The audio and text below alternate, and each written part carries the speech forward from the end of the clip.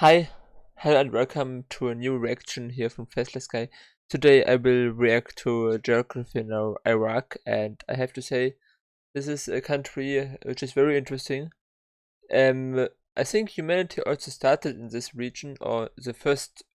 I mean, not humanity started; it was in Africa, but the first bigger cities, or the very first continuous inhabited cities existed here in this river delta. In you see it here, I think, on the map where it is green here.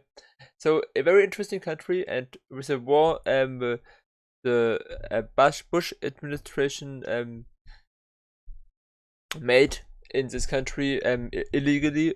It is also a very troublesome country in the past. Many American war crimes were committed in this country. So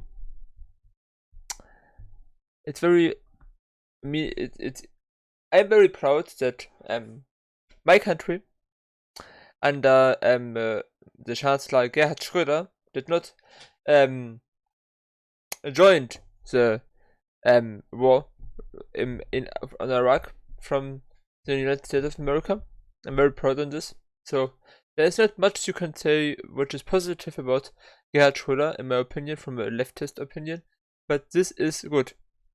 Through and throughout, it's good that he didn't join this war and didn't support this lie from mass weapons of mass destruction made up from the United States. So it's good that Germany did not join this war. But enough of the introduction. I hope you enjoyed this video. I think he will talk about the past and the things as well, but not into detail. It's also not politics now, and it's just geography now. He will talk mainly about geography. So let's see what Iraq has to offer from the culture side and so on. I'm curious and I look forward to it. I hope you will enjoy it, and yeah, like and subscribe. Guys, let's be honest. When I say Iraq, all you think of is...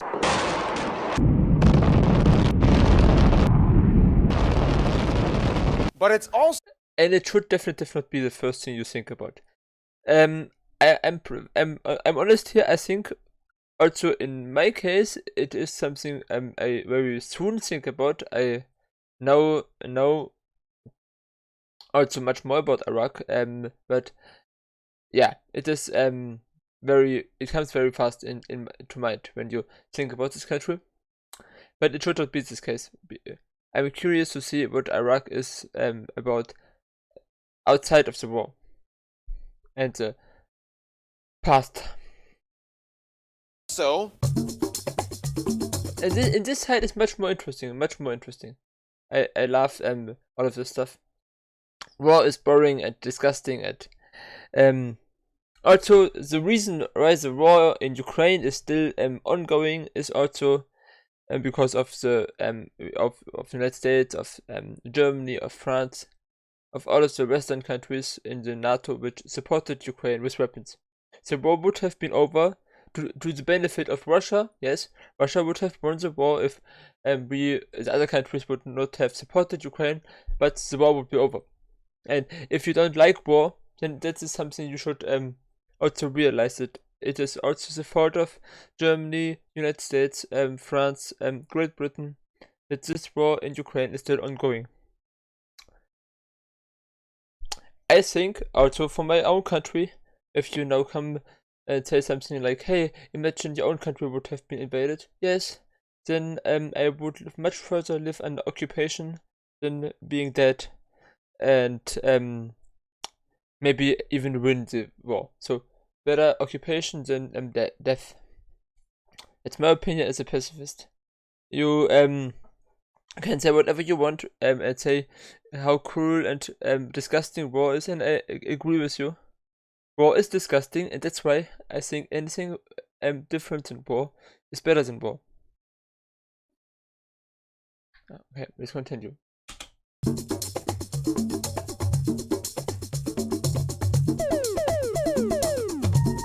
So, where do we go from there? Let's find out. It's time to learn geography. Now! Hey everybody, I'm your host Barbie. We live in a generation that has almost never known a time in which Iraq wasn't synonymous with war. But the funny thing is, it was like the Dubai of the 60s. Tourists were flocking in, people had mansions, it was crazy. So what happened? Well, first we have to explain where Iraq is. Moving on. I know where Iraq is located between Saudi Arabia and Iran, which is not the best neighborhood if you consider that these countries are very, very deep enemies or serious enemies. One thing that makes Iraq such a pivotal player in geopolitical strife is its incredibly blessed yet cursed location. Let's explain. Iraq is located in the Middle East, bordered by 6 other countries, and don't forget they have a very, very small narrow coast on the Persian Gulf, with their southernmost port Qasr on the Khawar al-Zubair waterway, which by the way, they used to have an airport, but it literally got spliced in half by the Kuwaiti border. You said Persian Gulf, isn't it Arabian Gulf? Didn't we literally just go over this in the last episode? Okay, I'm sorry, I'm sticking with history, and history says Persian. The country is divided into 19 governorates or provinces, with the capital Baghdad, the second largest city in the Arab world after Cairo, located in the heart of the historic Tigris River Valley, and with nearly 50,000 people per square kilometer, the city makes the most dense country subdivision in the world. After the obvious Baghdad, the next largest cities in the country are Basra in the south and Hilla in the fertile Euphrates region, and the largest airports are Baghdad, Basra, and Erbil International. And yes, you can still fly to Iraq and visit. It's not like the whole country is completely closed off. They keep moving forward despite the war. Wait, really? Yep, although it's highly advised that you stay in the large cities and don't make a spectacle of yourself, be respectful to the people, and you'll be fine, just like anywhere else. But there's terrorists. We'll discuss that in a bit. Now keep in mind, these borders were pretty much a product of post-UK colonialism from when Winston Churchill... Yes, that's also, of course, something which always is interesting about this part of the world, that Great Britain, I mean, they did the similar things also in Africa, but they how they made the borders artificially and between people groups and cutting people groups in half, and yeah, it was not good.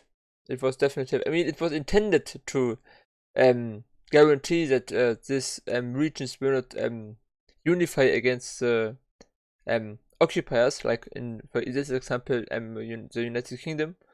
In Africa, for example, also France and other countries. So it was done intentionally, but yeah, it is terrible. Kind of helped establish what the Iraqis like to call an artificial monarchy. We'll talk more about that later too. You keep making me wait for stuff. I know, just hold on. Now here's where things get a little confusing. Taking the governorates out of the picture, there's kind of technically another way you could split up the regions of Iraq based off of prevalent people groups. After war times, ethno-linguistic and religious people groups started to kind of segregate themselves into 3 distinct areas. The south, which is where the majority of the Shias live, the middle, which is where most of the minority Sunnis live, and the north, where most of the Kurds live, amongst other groups like Assyrians, Yazidis, Lurs, and so on. Now here's the strange part. These 3 governorates in the north, Erbil, Dohuk, and Sulaimania, make up the region of Iraqi Kurdistan, which is an incredibly autonomous zone from the rest of the country, where the majority of Kurds live. They have their own government, prime minister, and quasi-army, which means the Iraqi army has no access to this area. If you don't know anything about the Kurds, basically they are one of the largest people groups without any country. And I am also in favor of giving the Kurds their own country. So parts where the majority of the people are Kurds, they maybe should have a referendum. Also, I'm not sure how you could do this in reality, but I'm in favor of giving them their own country. What the people want, I think, at the end of the day, is something you should give them. Whether it's now people on Crimea want to be independent, if they really want so, or in Scotland or in Spain. So if people in regions want to be independent, they should have the right to do so, and maybe with a referendum also. I'm not sure how you could do this in reality, but yeah.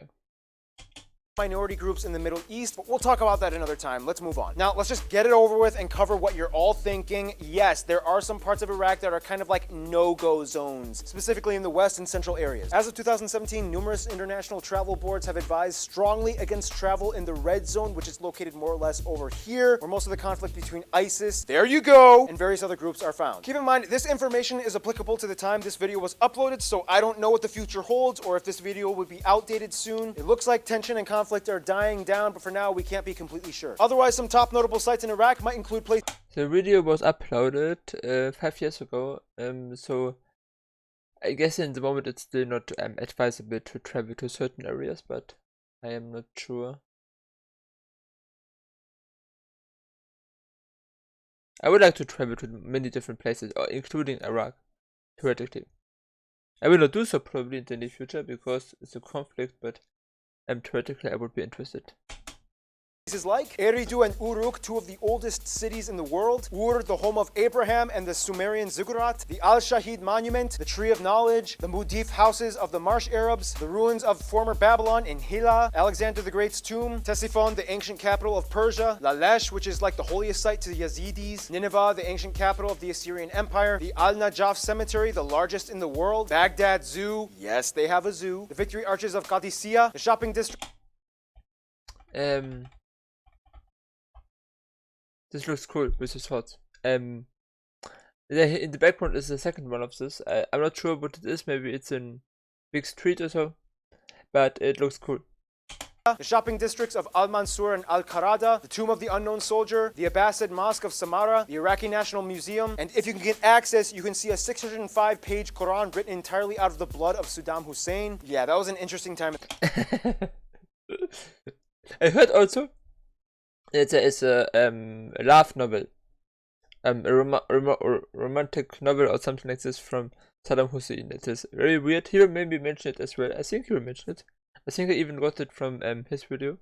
In their history. It's a sad truth, but the fact is, Iraq is probably the most beautifully historic region on the planet with the worst of circumstances. Baghdad was the epicenter of science and mathematics for a period of time. They were rich, they were glorious, they were on fire. But then the 20th century came along and hit them like a sack of bricks. And a lot of it had to do with what Iraq had hidden underneath its sands, which brings us to... Now, when you look at a satellite image of Iraq, you'll notice that a lot of it is beige and sandy colored, but then you get this big cluster of green and blue. This whole area is like the lifeblood of Iraq. I'm not sure how the rivers are called, but in between those two rivers, as I mentioned, and also he mentioned it, Uruk and another city name, one of the oldest cities in the world, are found here. You might have heard of Mesopotamia or the Fertile Crescent, right? Yep, that's Iraq. The Tigris and Euphrates rivers are the most important resources to the entire country, converging into the Shat al-Arab River in the south that eventually dumps into the Persian Gulf. About 75% of the entire country lives in between these two rivers. Composition-wise, Iraq is made up of 4 main geographical regions: the dry deserts in the west and southwest, the fertile alluvial plains by the Tigris and Euphrates rivers, the uplands to the north, and the highlands and the mountains in the far north and northeast. The highest point in the country at 3,600 meters doesn't have an official name, but it's known locally as Chikadar, which means black tent. Now, Iraq's climate is pretty dry, as they only get about 9.5 inches or 24 centimeters of rain every year. However, the mountains can get lots of snow, which melts rapidly, and in the past has caused a lot of flood problems. So what did they do? They built a ton of dams, which in return created a ton of artificial lakes and reservoirs, the largest one being the Tartar. They got lucky with Tartar because over time it developed an actual biosphere containing animals, plants, and fish, whereas most of the other lakes weren't so lucky because, you know, when you try to make a lake in a desert, yeah, you're gonna get a lot of salt and silt that nothing can live off of. Otherwise, Lake Habbaniyah has a strange blood red coast mostly made up of It looks awesome. I like it. Algae. Anyway, due to the Mediterranean wind fronts that constantly push from the west, Iraq is subject to the Shamal, or the northwest wind, which creates some of the worst sand and dust storms imaginable. If you survive, drink some water and brag on social media. Otherwise, the fertile valleys do allow them to grow and provide their populace with some of the typical Middle Eastern crops like rice and lentils and dates and so on. Some national dishes include things like Baghdadi dolma, Moslawi kuba, bacha, masgouf, Iraqi sambosas, and klecha. Nonetheless, almost 100% of Iraq's entire export sector is made up of oil and petroleum. Iraq has the 3rd largest oil reserves in the Middle East after Saudi Arabia and Iran. You would think this would make them incredibly rich, and at one point it kind of did. However, over time, things kind of changed, and in order to understand that, you kind of have to know some history, which brings us to the most controversial part of this entire episode. Saddam Hussein, which was a very cruel asshole. But the United States were worse, because they came in and destroyed the country. For no reason. So, Saddam Hussein, asshole. The United States, I don't know how to describe it, but much worse. Killing hundreds of thousands of innocent Iraqi civilians. So yeah, terrible. And I'm glad that Germany was not part of this. I think France and United Kingdom were part of this. So yeah, one thing that Germany did here in this, Germany did probably a lot of good things, but this one thing is specifically good.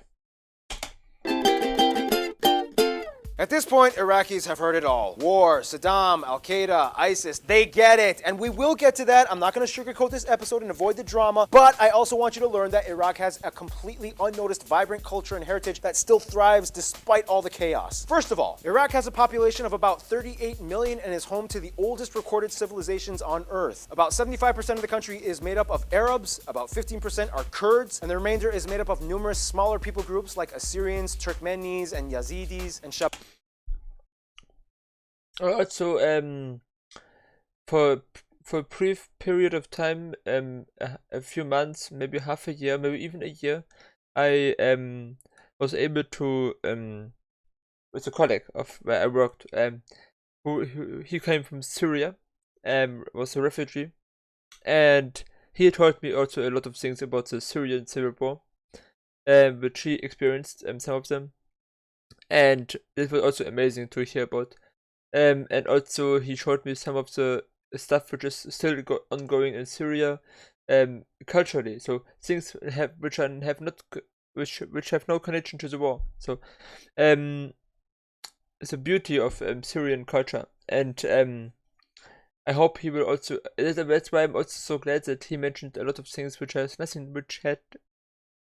I know I'm struggling with words, but and I'm very happy that this guy here, Paul, is mentioning things which have nothing to do with the war in Iraq and shows this culture. I'm happy about this. Let's continue. Box. They also use the Iraqi dinar as their currency. They use the type C, D, G plug outlets, and they drive on the right side of the road. The interesting thing about Iraq is that outside of Iran, it is one of the only few countries that has a Shia majority population at about 65%. Sunnis make up only about a quarter of the population, and the rest are mostly Christians and Yazidis. In fact, two of the holiest sites in Shia Islam, apart from Mecca and Medina, can be found in the city of Karbala. The Imam Ali Mosque, believed to be the burial site of the Shia prophet Ali, and the Imam Hussein Shrine, where the grandson martyr of Muhammad is buried. Nonetheless, Iraq is deeply rooted in a historical foundation that pretty much topples most other countries. They developed the first writing system that we know of, the wedgie cuneiform script on clay tablets. After them, in the quickest way I can put it, the rest of the history kind of goes like this. Akkadians, and then, oh hey, Abraham, the father of all Abrahamic religions, comes out of the city of Ur. Assyrians, Canaanites, Babylonians, Hammurabi, Hittites, Neo-Assyrian Empire, Neo-Babylonian Empire, King Nebuchadnezzar II, Persians come in, Cyrus the Great crushes them, then Alexander the Great crushes Persia, Parthians take a quick shot, but then quickly are crushed by the Romans. Christianity comes in mostly through the Assyrians. Middle Ages, Muslims come in and dominate by conquest. The Rashidun, Umayyad, and Abbasid caliphates. The Islamic Golden Age begins. The Mongols come in and slaughter a ton of people. Black Death spreads. The Ottomans come in. Then the Brits come in during World War I. They concoct an Iraqi monarchy. Then there was a war, a coup, July Revolution by the Ba'athist Party, more coups d'etats. Saddam Hussein comes into power in 1979. Backed up by the US and Russia, he fights against Iran after the Islamic Revolution. That's also something very interesting, that before the whole situation where United States was invading Iraq, Saddam Hussein was fighting for the United States against Iran. So that's also very great. And then when he attacks Kuwait, suddenly he is the evil guy. Amazing friendship with the United States he had. There's this one picture I saw in this one video from Hassan Abi about the 20 years of Iraq war, and on this picture you see on the left side Donald Rumsfeld, and on the right side Saddam Hussein. They shake hands, and Hassan Abi says something like,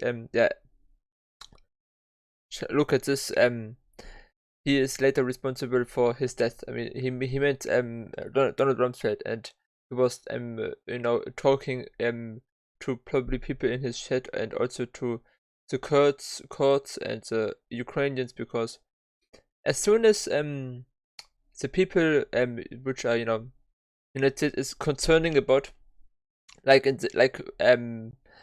Ukraine, for example, as soon as they lose the worth they have for the United States, they will just be dropped. And he wanted to showcase this through this and he is so right about this, I think. And it's so disgusting that that's in the situations in the first support this guy make a terrible war against Iran where many hundreds of thousands of people are dying, and then yeah. Anyway, let's continue. Attacks his own people and then tries to invade and attack Kuwait. The US cuts ties and attacks Saddam after the war sanctions were put on them. Then in 2003, the US and this is the sanctions against Iraq also, I think, were responsible for many innocent people who died. Many. Allies come in under the pretext of weapons of mass destruction programs violation under UN Resolution 687. Turns out there were no weapons of mass destruction, but they take out Saddam anyway. Then the weird years happen in which they're kind of like, yay, let's take down the statue of Saddam and celebrate, but oh crap, the Americans are intervening. Eventually the US withdraws in 2011 under Obama, but then an Al-Qaeda affiliate breaks off and creates a new group that pretty much hates everyone called ISIL, later ISIS. They attack. I think the ISIS were also people from the old Saddam Hussein army, and I'm not sure about this, but I think the leftovers of the army, and they developed into ISIS later, and so yeah. Nothing of all of this would have happened probably if the United States would never have taken a closer look on the Middle East and started messing with it.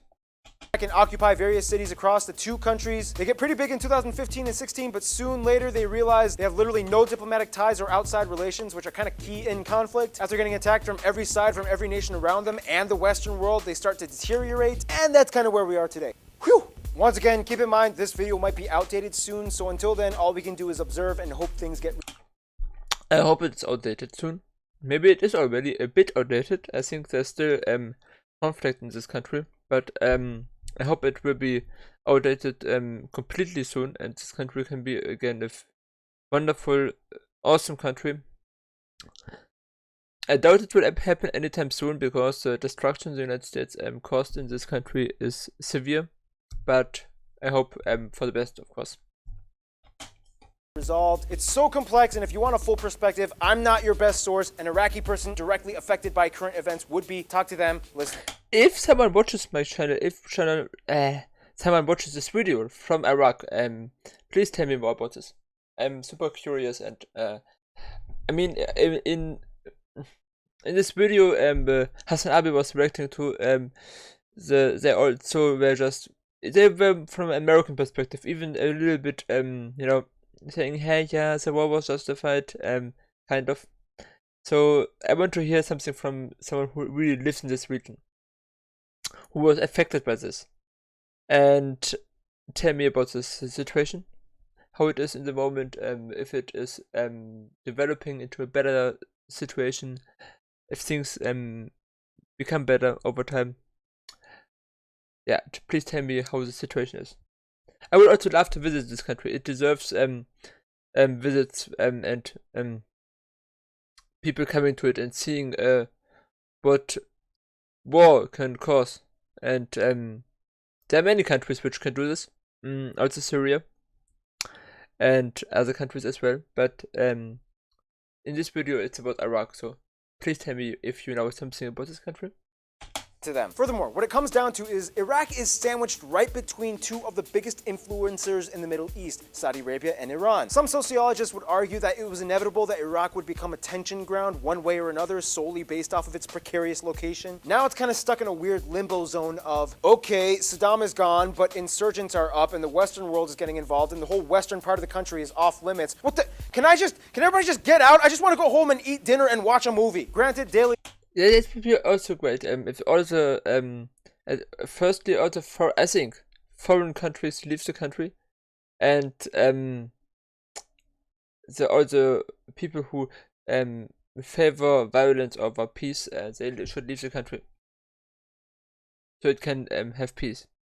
Life does come with a tincture of constant alertness since you never know something could happen, and yes, many people have died at the hands of conflict, many historical sites have been destroyed, but overall, Baghdad, Basra, Erbil, and most of the main metropolitan areas in the east still function somewhat normally. They have internet, they have operating hospitals and schools, they even have quite a few amusement parks with roller coasters and McDonald's and Pizza Hut joints. However, they also like to open up their own knockoff joints like Burger, Friends, and KFCK. Iraqis have gone through a lot, but even then they still know how to laugh and have fun. Like mentioned before, there are quite a few different people groups in Iraq. We mentioned the Kurds, which by the way, Kurdish is an official language in addition to Arabic. But there's also the Assyrians, who claim to be descended from the ancient Assyrians, who make up the largest Christian population as Jesus' apostles came in and preached the gospel to the area in the 1st century. They have their own writing system and traditions. There used to be a bunch of ancient Assyrian artifacts and sites until ISIS destroyed them in Mosul. Then you also have the Yazidis, who are kind of related to the Kurds, but they have their own secretive religion and customs as well. Handicrafts, rugs, and tea culture is huge. They love dancing whenever there's a break from all the drama. Some notable people from Iraq or of Iraqi descent might include people like Hammurabi, Abraham, Sargon of Akkad, Nebuchadnezzar II, Ashur Nasir Pal, Salah al-Din al-Ayubi, Saddam Hussein, although they might not be too proud of that, Khatem al-Saher, Muhammad Ghani Hikmat, the most accomplished female architect in the world, Zaha Hadid, Amo Baba, Leila al-Attar, Sita Hagopian, Maruf al-Rusafi. So that should give you a little insight on the people of Iraq, and boy have they made a name for themselves on the international stage. Let's see how that works out for them.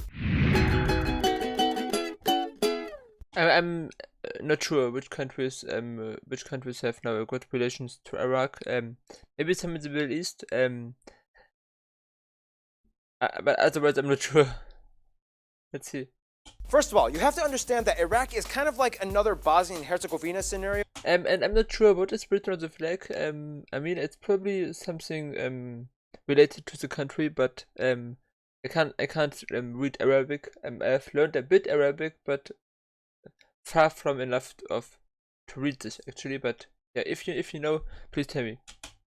In which different people groups in the country have different relations with different countries within Iraq. And it kind of depends on who you ask. If you ask the Kurds and Assyrians in the north, they might say Western countries like the US and UK. They even have a representative office in London. And the Assyrians love Armenia. They might also say that other regions that have high Kurdish populations like East Turkey and Western Iran might be friends, but not collectively Turkey and Iran as nations altogether. If you ask the Shias, they might say kind of Iran, even though there was a war back in the 80s, but it was more of like a Saddam thing. And they're both Shia, they both moved on, plus you know the pilgrimage in Karbala. If you ask the Sunnis, it's tricky. They've had some issues with Jordan and Saudi Arabia in the past, however, they really seem to like Egyptian and Yemeni people, but not their governments. Plus, they kind of support Turkey, which pisses off the Kurds. Now, every Iraqi person I've talked to has said that one country would most likely be their best friend, Syria. But again, the Syrian people, not the government. One thing that binds these two is that not only in modern times do they both hate struggling with conflict against radical Islamic terrorists, but historically, they've been linked for millennia. Diplomacy has been existent between these two through all variants of their countries throughout history, even before the rise of the caliphates, Persian, Babylonian, Assyrian empires. Syrians are seen as like their own people that they love and hold hands with in the midst of the storm. In conclusion, Iraq is home to so much of the beginning.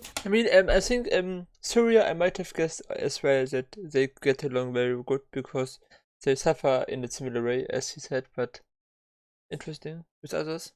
That is being crushed by the present, but is still alive and crawling into the future. Stay tuned. Ireland is coming up, and I am literally flying out our favorite Irish guy.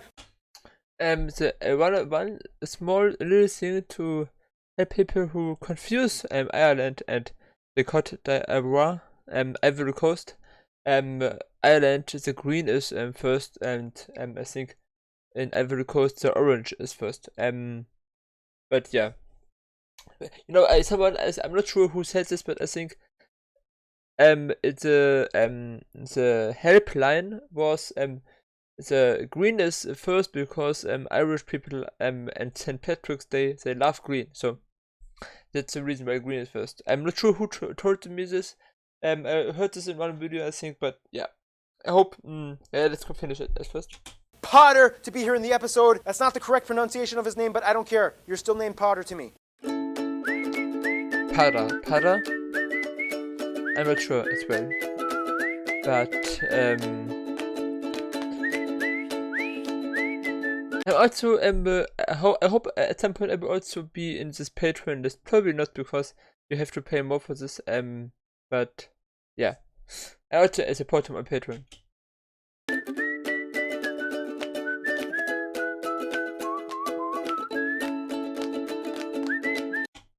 Also support him on Patreon if you can afford this.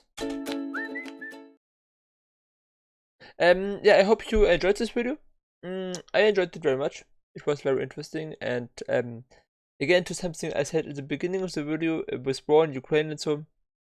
I don't say that Russia is right with the war. Who would say this? Those people must be crazy. War is always terrible, and